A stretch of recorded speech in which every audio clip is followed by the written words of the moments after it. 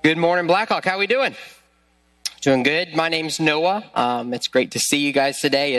As Chad mentioned, I'm small groups pastor here and just super excited for another summer season of small groups. I would encourage you, if you're figuring out what to do or how to get plugged in here at Blackhawk, the best way is to join a small group, because that's when this big place becomes small. And you begin to get to know people here in a way that you never would if you're only coming in Sunday morning and heading out those doors after the service. So we would invite you to join us in that. I am excited to be here today. I do want to apologize. The cottonwood decided to flow like snow yesterday, and my allergies are going crazy. So my prayer, and I ask that maybe a couple people pray for me, is that I don't sneeze on stage today, all right? So I would appreciate that, and I appreciate your prayers in that. But feel free to come talk to me. I'm not sick. I just have really bad allergies. I wonder a lot about things in life, and I just wanted to know, have you ever wondered what the most valuable resource in life is? Well, I wonder. And the first thing I do is I go to Google and I begin to search. And one of the things that I found is that the most valuable resource in life has a lot to do with what you put value on in life.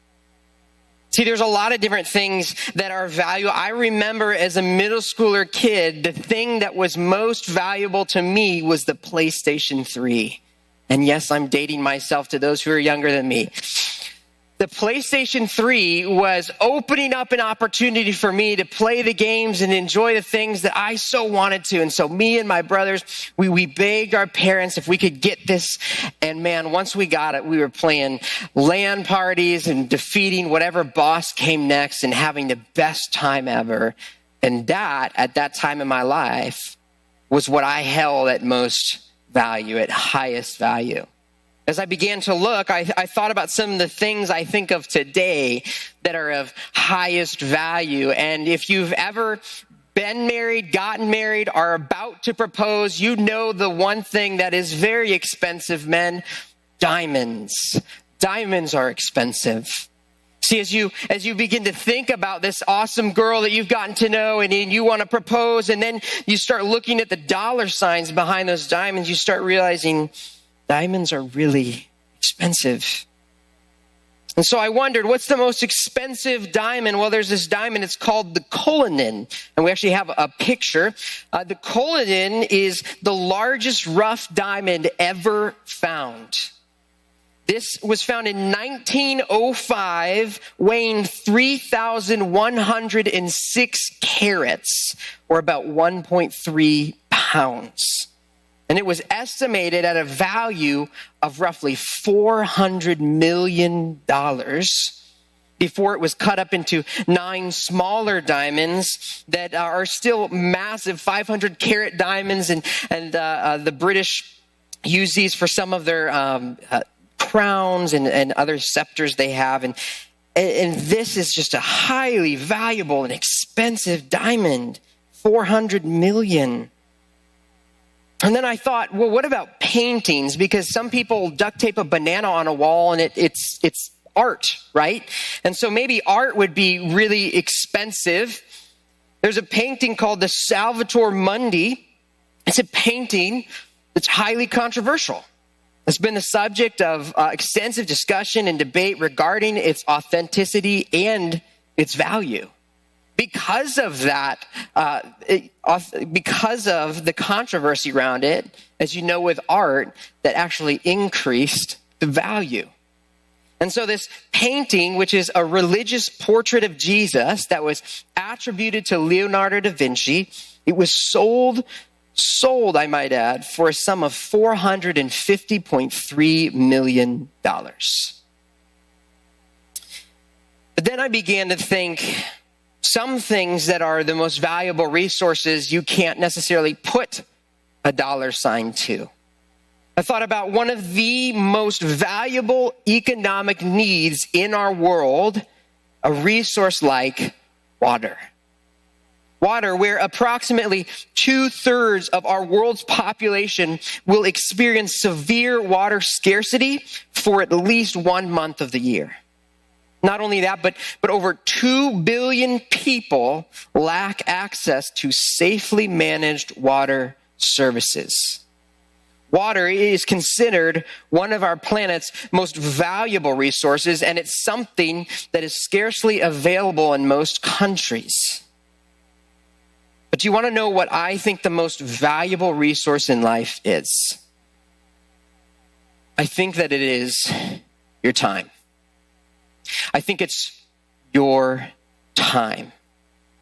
See, time is one thing that we cannot get more of. Time is this one resource that we can't just magically produce more of.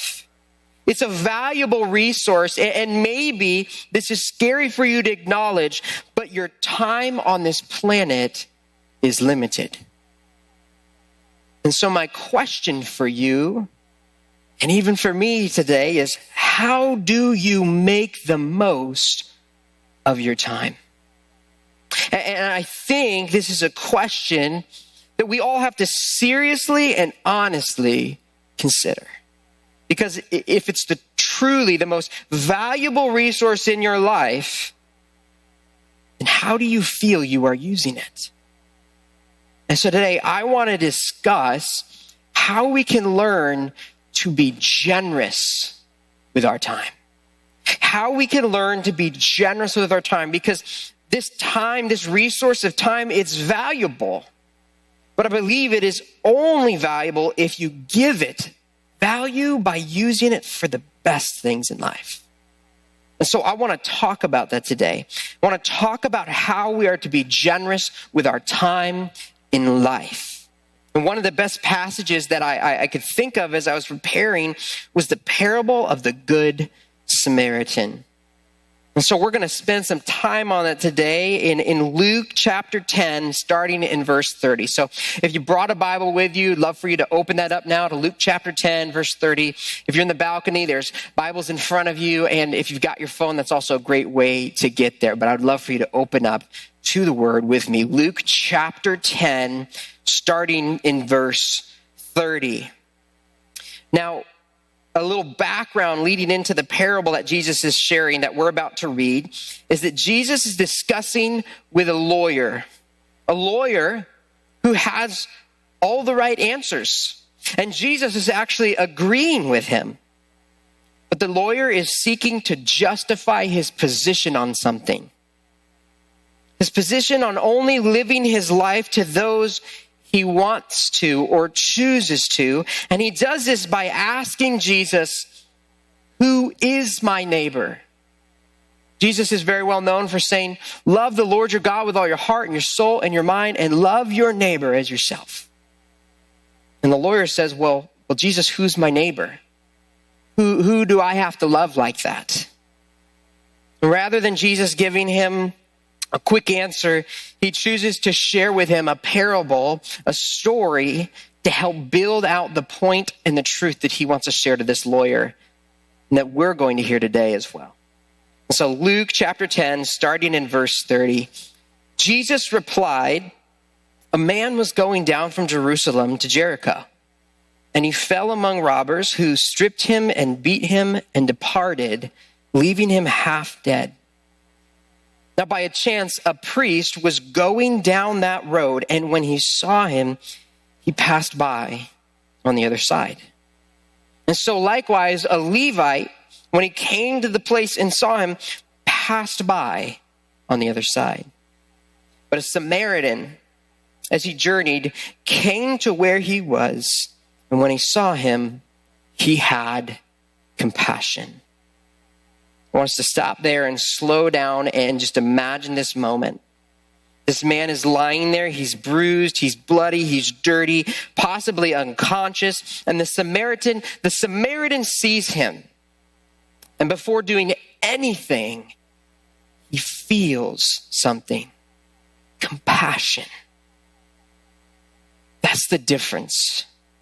He doesn't just see a problem. He sees person.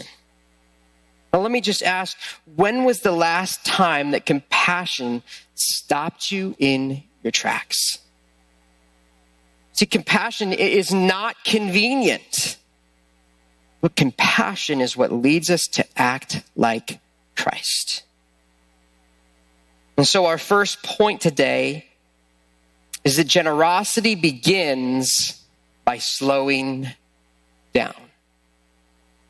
Generosity begins by slowing down. See, time, it rushes us. It rushes us to miss these divine encounters that God has for us in life. We must slow down if we want to see God move in our lives. The irony in this parable that Jesus is trying to draw out is that there were two religious leaders of the Jews, both a priest and a Levite, and they both passed this man by. Not only that, but the man who chooses to stop is a Samaritan. And if you read in the Word and get into the Bible and some of the history, the Jews and the Samaritans did not like each other. There was constant argument and issues between them. And so the irony is that while the Jewish leaders passed this man by, the one person whom you would not expect to take care of this man is the one person who stops and feels compassion. Now, some commentators have suggested why the priest and the Levite may have passed by, that maybe it had something to do with they had something else to get to, or others have assumed that they would have done something unclean by helping that man. Others have said the reality of that area between Jericho and Jerusalem, it was a dangerous and scary place. And it would have been very common that man laying on the side of the road could have been a trap for them, and that they would have been mugged and beaten and left on the side of the road if they approached the man. All of these are good ideas and good thoughts, but regardless of the reason, the point Jesus is trying to make about this is that they didn't stop. They didn't stop to see. They didn't take the time to check on this man, to care for him. They were just on to the next thing. Only concerned with their own responsibilities and their jobs elsewhere. See, generosity begins by slowing down. That we need to take the time to see where God is directing us, or should I say, who God is directing us to. And this priest and this Levite, they weren't horrible people. They were just like you and me. People who can get so focused on the next thing that they didn't stop to see and feel compassion. This idea of slowing down is something that I'm really having to learn in my life right now. So something that I'm kind of known for is I'm a little bit handy at doing things around the house. And so me and my wife, we bought a house that we knew needed some work on it. And I'm a very task-oriented person. And so what I do is I map out all of the projects, and then I map out all the steps towards those projects, and then I write out the list of all the supplies I need. And once I have my plan in place and I'm ready to take action on it, and I start the project, I don't stop. I will work from anywhere between 12 to 15 hours straight before I go to bed, continuing to get this project done day after day until I can say it is finished. Recently, my wife, who is wiser and smarter than me, graciously and lovingly said, she does not expect, nor does she need me to finish projects in that way. See, in those 12 to 15 hours where I was just stuck on the project, thinking about the next task at hand, I missed time. I missed time with my wife. I missed time with my daughters. I missed time to pause, to breathe, and to realize that this is the day the Lord has made. I missed time. I missed slowing down to look up for a second. I missed the day and the opportunity God was giving me. All to finish a project that, guess what? It would have been there tomorrow. It would have been there tomorrow, but I didn't slow down. I didn't slow down. And I think that many of us are this way, right? You have a plan in your mind for the day and you want it to go perfectly, and you desire to maximize your day and use every last second to accomplish your plans. But let me just ask you this, even if you finish that list, even if you did everything that you set out to do, was it the best use of your time? Were you generous with your time? Did you give your day to God's will or to your will? See, being a task-oriented person is not a bad thing, but you have to be careful because it is so easy that you will miss the day by just trying to maximize the day. And so we must ask ourselves, am I slowing down so that God can speak in my life? Let's continue to read on in verse 34 and see what Jesus shares about this story. Verse 34, he went to him, the Good Samaritan, he went to him and bound up his wounds, pouring on oil and wine. And then he set him on his own animal and brought him to an inn and took care of him. On the next day, he took out 2 denarii and gave them to the innkeeper, saying, take care of him. Whatever more you spend, I will repay you when I come back. Which of these 3 do you think proved to be a neighbor to the man who fell among the robbers? He said, the lawyer, the one who showed him mercy. And Jesus said to him, you go and do likewise. See, generosity, second point, generosity requires action. Generosity requires action. We see this idea of action through this whole section between 34 and 37 of what the Samaritan did, right? He went to him. He took initiative. He moved towards the wounded man. He bound up his wounds. He administered first aid, tended to his physical needs. He poured on oil and wine, using his own resources to disinfect and soothe this man's ailments. He set him on his own animal. He sacrificed his own comfort for the man's transportation. And he brought him to an inn. He took the man to a safe place for further care. It says he took care of him, that he continued providing personal assistance and attention. It says he took out 2 denarii. He gave money, showing generosity. And then it says he gave them to the innkeeper, delegating responsibility with trust. And he told the innkeeper, take care of him, instructing the innkeeper to continue having compassion on this man. He said, whatever more you spend, I will repay, promising a future reimbursement and a commitment beyond just a moment. And he says, when I come back, intending to follow up an ongoing concern for this man, choosing and showing that this is not just a one-time act. Friends, generosity requires action. We must act from the prompting and the calling that God is giving us. Now, here's the irony. As I was writing down these words at a coffee shop this past Tuesday, I'm typing these words out, and I'm sitting there, and I just noticed this person across from me at another table. And I'm looking at them, and I'm going, God, why are you telling me to go talk to them? And I'll just be totally honest.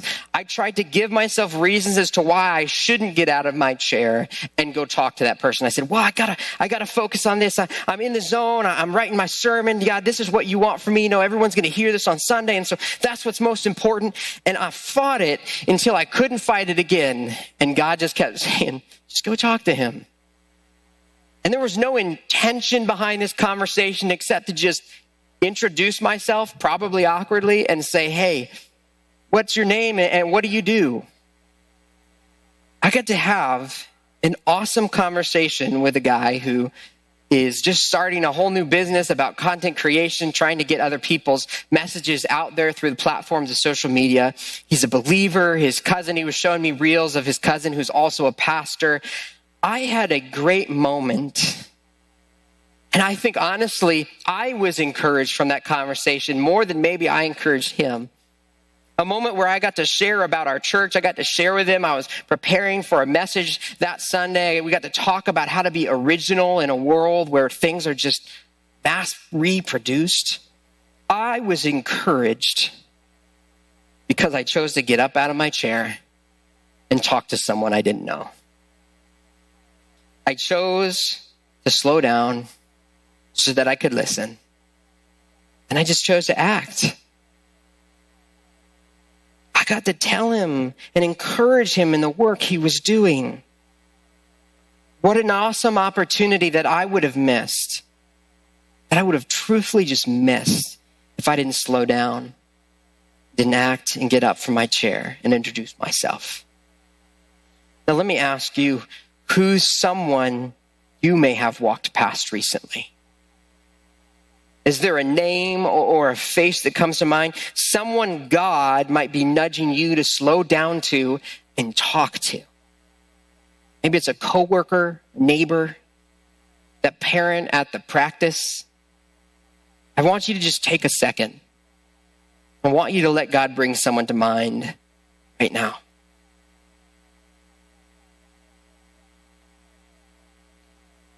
The truth is that these divine appointments God may have for us in our life, these opportunities that he already knows about, they often come disguised as everyday moments. Church, we may know the truth. We may have every answer from this book. We might desire to just seek more and more information. But I want you to hear something. With no action, it is all nothingness. With no action, it is all nothingness. If we're truly seeking to desire God in our lives and to grow in the knowledge of who he is, we will, rather I say, we must act. We do this by slowing down, so that you can act out of God's calling and prompting in your life. Now, as we've read in this parable about this Good Samaritan, I'm reminded of a passage in Ephesians 5 in verse 15. Here's what it says. It says, "Look carefully then how you walk, not as unwise, but as wise, making the best use of the time, because the days are evil. Therefore, do not be foolish, but understand what the will of the Lord is." This leads us to our third point. Generosity is giving your time to what matters most. Generosity is giving your time to what matters most.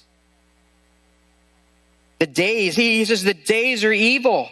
Make the best use of your time. And there's so many different ways we can use our time in life. But he asks here, what's wise? But what's wise? Here's the three filters I'm learning to run my time through. Number one, is this helping me know Christ better?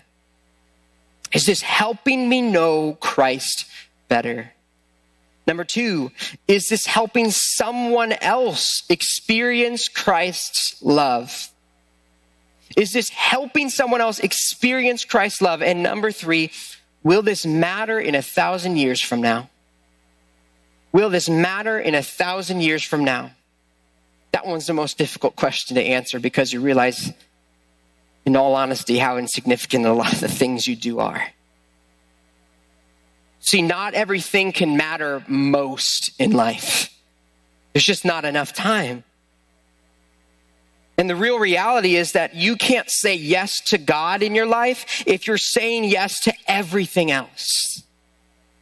You can't say yes to the things he wants for you if you've already said yes to everyone and everything else. And so maybe better question you have to ask yourself is what do I need to say no to in order to say yes to what matters most? See, if my life is this offering to God, then what does God want for me? What does he want for my family, for my career, for the fun that we can experience in life? What does he want for my life? And one of the most common reasons that people give for not stepping into things that God is calling them into is just this simple phrase. It's, I just don't have time. I just don't have time. I want to be so bold to suggest that it's not really about time. It's about value. We all have the same 24 hours in a day. The difference lies in what we choose to prioritize. How we spend our time, it reveals what we truly value. And so let me ask, are you spending your time generously, offering it to God and his purposes for your life and your family? Or if you're being honest, are you using it to serve your own plans, your own desires, your own comfort? And I want you to know this isn't just a personal issue, it's a cultural one. Do you know that Americans work more hours than nearly any other developed nation? The average full-time American employee works about 1,791 hours per year. That's compared to Germany's 1,349, or France's 1,505, or the UK's 1,497. Despite all of the extra time on the clock that we put, our productivity is not necessarily higher. Busyness doesn't always equal effectiveness, and even more telling, America is the only advanced economy that doesn't guarantee paid vacation. In contrast, European countries, they mandate at least 4 weeks of paid time off. Here's the irony. Even when vacation is available to Americans, over half of us don't use it. Why? Because we live in a culture that equates doing with worth and productivity with purpose. But that's not how we were designed. We were not made to hustle endlessly. We were created to abide, to rest, to be. And while this world will push us to overfill our calendars in pursuit of significance, God, he invites us to slow down so he can speak. Here's what I'm trying to say to you. You will always give your time to something. You will.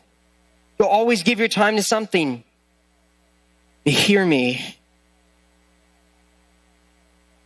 Only what is eternal will last. Only what is eternal will last. What are the things in your calendar that have eternal weight? What are you saying is important by how you spend your days? See, in Ephesians, Paul, he doesn't say make the most of your time the way the world says it. He says make the best use of your time because the days are evil.